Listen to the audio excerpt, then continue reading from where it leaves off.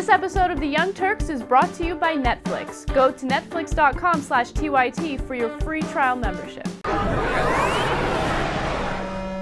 Let's go to the Chamber of Commerce. Well, that's where President Obama went. And apparently the Chamber of Commerce liked what they heard. Now, I told you yesterday, Obama came out and said, regulations. We're so sorry about that. No, we're going to take care of those regulations for you. And corporate taxes, I'm going to lower the corporate taxes. Come on, I'm your boy. I got it, man. Let's do it. Right? So today, the COO of the Chamber of Commerce, David Chavern, came out and said, rock and frickin' roll. Let's do it. Clip one. How'd it go yesterday? Did you like what you heard? I thought it was a great speech, actually. Very good, and it resonated with a lot of themes that our members can understand, things like jobs come through business and entrepreneurship. So as a general principle, it was a good speech.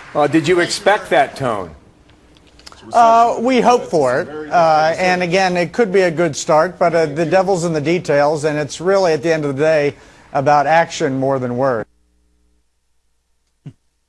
He's like, we ate that up, man. He's talking our language. Sounds like he's going to do exactly what we told him to. And, but we're, holding on here to see what he does. He better deliver on his promises to sell out. And if he does, maybe we'll reward him, but probably won't do that anyway.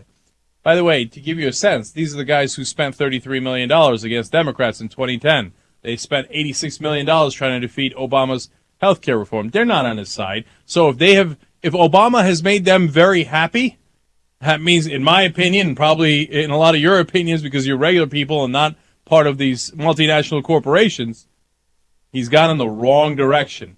Well, Chavern here is going to revel in it a little bit more with Bill Hemmer on Fox News. And notice the questions that Hemmer gives him, too. That's fun. Well, the Chamber's not had the best relationship with this White House. Do you think do you think that relationship has now fundamentally changed? We've disagreed with them on some big things, health care, Dodd-Frank bill, but there are things we can work together on that we've talked about: trade, infrastructure investment, education reform. So there are places where we can cooperate. There's still going to be a whole bunch of things we're going to fight about, though. Okay, and you'll probably fight about taxes, too. But this president has given ground already on the corporate tax, saying he's in favor of bringing it down. Is that where the two meet? Well, on corporate taxes, he said bring the rate down, but expand the base, close what he calls loopholes. As a principle, we're not going to argue with that. It's kind of how you do it that matters. So the way you describe it is it doesn't matter whether it's the right pocket or the left pocket, taxes are coming out of somewhere. Absolutely. All right. How do you change that?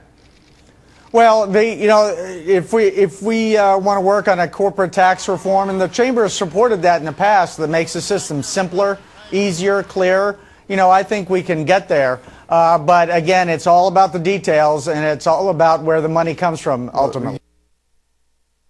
All right, I played you that clip for two reasons. One, you want to talk about softball, man.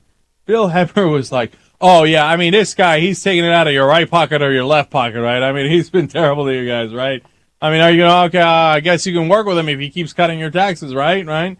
But the second reason we showed you that clip is because, did you notice what he said?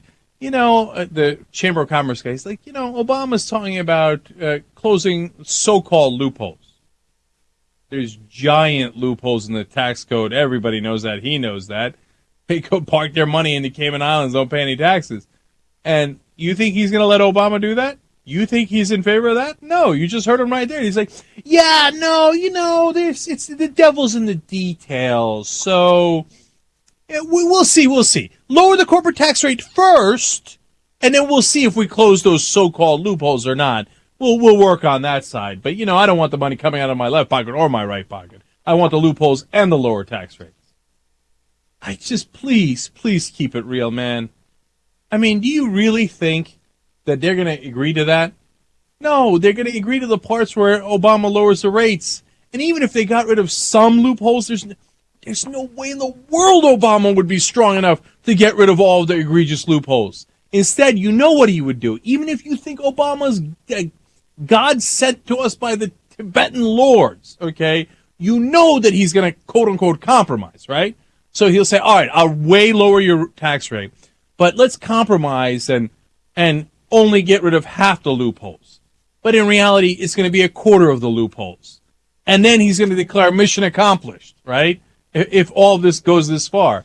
And then, even if all of that happened, 2 years later, 4 years later, certainly by 6 years later, those loopholes are going to come right back in, except we're going to be stuck with that really low corporate tax rate.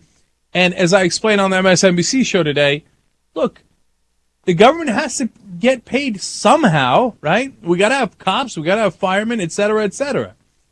So if the corporations aren't paying the taxes, guess who has to take a bigger share of the tax burden?